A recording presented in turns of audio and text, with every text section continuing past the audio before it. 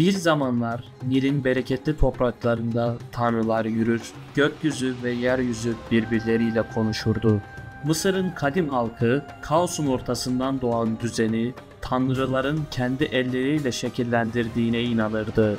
Güneşin karanlıktan yeniden doğuşunu, Osiris'in adaletini, Set'in yıkıcı gücünü ve Horos'un hak mücadelesini anlatan bu efsaneler, Mısır'ın çöl kumları arasında yankılanmaya devam ediyor. Peki bir tanrının gölgesinde yükselen bu krallık nasıl var oldu? Tanrılar arasında çıkan bu büyük mücadele Mısır'ın kaderini nasıl belirledi? Gelin kaosun ve düzenin bu kadim çarpışmasına birlikte tanık olalım.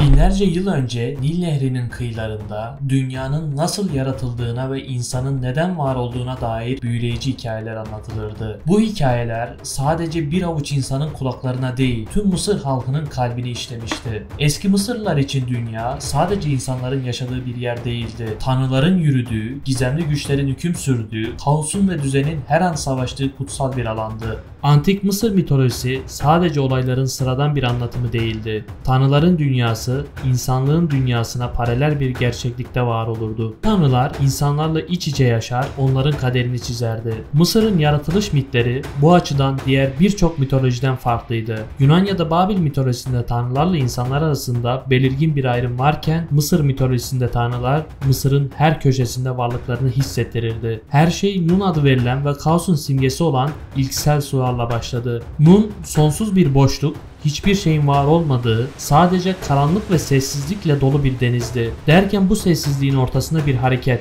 bir kıpırdanma meydana geldi. Suların derinliklerinden Atum adı verilen ilk tanrı kendini yarattı ve bu bilinmeyen dünyada belirdi. Kendisiyle birlikte sadece düzeni değil, yaşamı da getirdi. Atum kendini var ederek kaosu alt etti. Bu Mısır mitolojisinin temel taşı olan ilk büyük mucizeydi.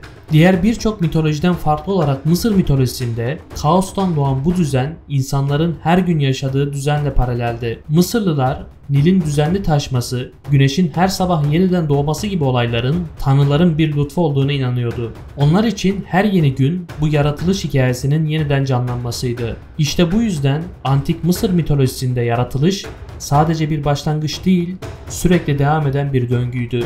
Şimdi dünyanın nasıl yaratıldığını ve tanrılar arasındaki büyük mücadeleye nasıl zemin hazırlandığını keşfetmek için zamanın derinliklerine dalalım.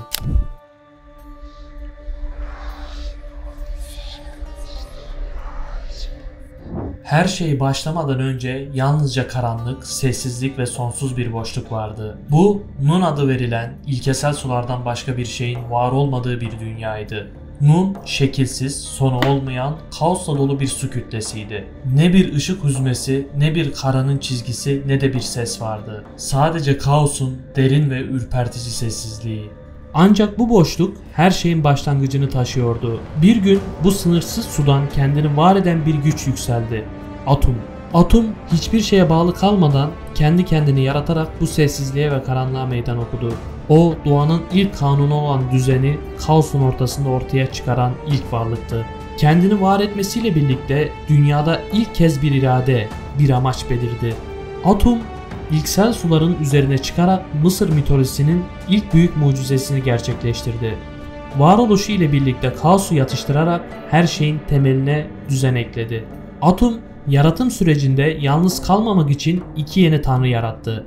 Hava tanrısı Şu ve nem tanrıçası Tefnut. Bu iki tanrı dünyaya yaşamın temel elementlerini getirdi. Nefes ve su. Şu, yaşamın nefesi ve atmosferi olarak gökyüzünü temsil ederken Tefnut yaşamın kaynağı olan suyu sembolize ediyordu. Böylece Atum sadece kaosu aşmakla kalmamış, aynı zamanda yaşamın devam etmesi için gerekli unsurları da yaratmıştı. Atum'un kendini yaratması ve kaosu şekillendirmesi sadece bir başlangıç değil, yaşamın temel kanunlarının doğuşuydu. Antik Mısır için bu yaratılış hikayesi her gün güneşin yeniden doğuşunu ve yaşamın döngüsünü anlamanın bir yoluydu. Düzen kaosu alt etmişti. Ama bu hikaye burada bitmedi. Gökyüzü ve yeryüzü bu yeni düzeni devam ettirecek yeni tanrıların doğumunu bekliyordu.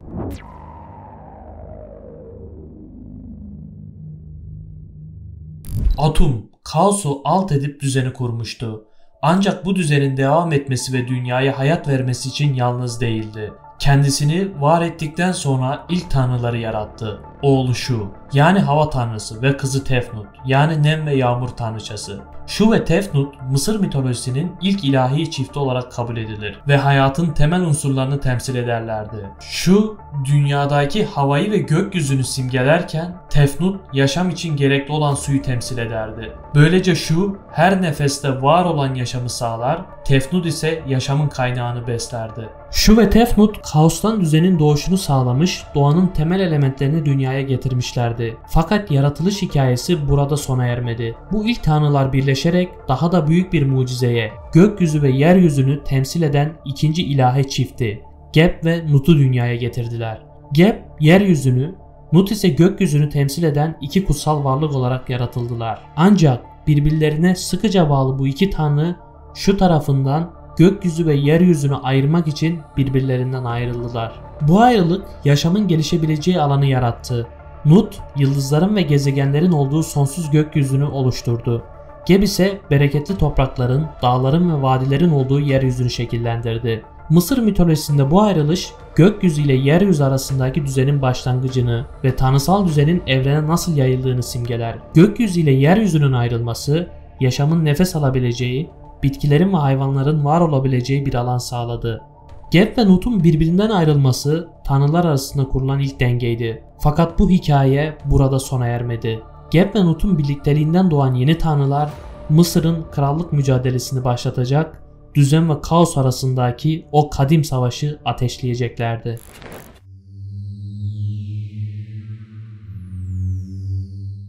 Gökyüzü ve yeryüzü birbirinden ayrıldıktan, hava ve su düzeni sağladıktan sonra Mısır'ın ilahi panteonunda yeni tanrılar dünyaya geldi. Geb ve Nut'un birlikteliğinden 4 çocuk doğdu. Osiris, Isis, Set ve Nephthys. Bu tanrılar Mısır mitolojisindeki en güçlü tanrılar arasında yer aldı ve her biri yaşam, ölüm, düzen ve kaos gibi kavramların simgesi oldu. Böylece Enlil yani Mısır mitolojisinin 9 kutsal tanrısı tamamlanmış oldu. Atum, Shu, Tefnut, Geb, Nut ve 4 çocukları Osiris, Isis, Set ve Nephthys. Enlil'in her üyesi Mısır halkı için belirli bir kavramı ya da gücü temsil ediyordu. Osiris, adaletin ve bereketin tanrısı olarak yaşamı ve düzeni simgelerken Isis, sadakatin, korumanın ve anneliğin temsilcisiydi. Öte yandan Set, kaosu ve yıkımı yani düzenin karşıtını simgeliyordu. Nephthys ise koruma ve yas tutma tanrıçasıydı. Ölümün ötesindeki yolculuğa rehberlik ediyordu. Bu 9 tanrı evrenin dengesini ve döngüsünü sağladı. Düzenin simgesi olan Osiris, Mısır halkının yöneticisi ve adalet sağlayıcısı olarak görüldü. Ancak kaosun simgesi olan Set ile arasında geçen krallık mücadelesi bu dengenin sınanmasına yol açtı. Enlil'in her üyesi Mısır mitolojisinde tanrısal bir sistemin parçası olarak görev alırken aynı zamanda yaşamın, ölümün ve yeniden doğuşun sembollerini de taşıyordu. Mısır mitolojisinde Enlil sadece tanrıların bir araya geldiği bir topluluk değil, aynı zamanda kozmik bir denge unsuruydu. Bu 9 ilahi tanrı dünyanın varlığını ve düzenini sürdüren bir yapı olarak görülüyor, onların arasındaki denge ise Mısır'ın bütünlüğünü koruyordu. Ancak bu denge her zaman korunamayacak ve tanrıların krallık mücadelesi Mısır'ın en büyük hikayelerinden birini başlatacaktı.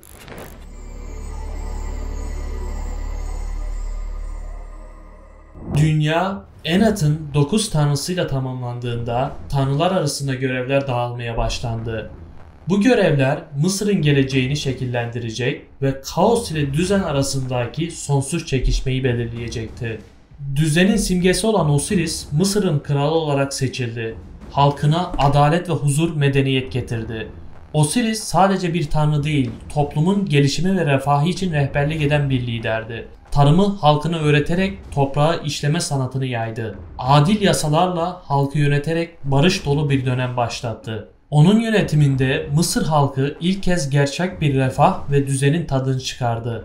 Osiris'in kardeşleri de bu yeni düzen içinde farklı rollere sahipti. Isis, Osiris'in eşi ve kraliçesi olarak Mısır halkını korumaya adanmıştı. Onun büyük gücü Osiris'in krallığını koruyan ve Mısır halkına şifa getiren bir güçtü. Halk için bir anne figürü olarak görülen Isis, adaletin yanında duran sadakat ve şefkatin simgesi oldu.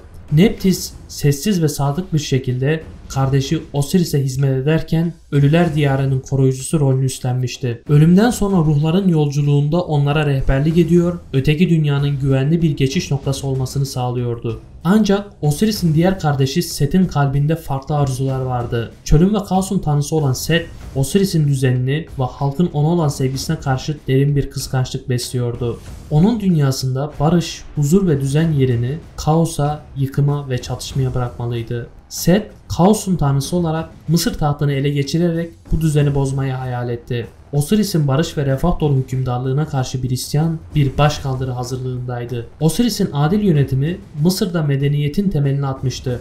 Ancak bu düzenin yerini karanlık ve mücadele almak üzereydi. Set, tahtı ele geçirmek için korkunç bir plan hazırladı ve Mısır halkı bir kez daha kaosun gölgesine düşecekti.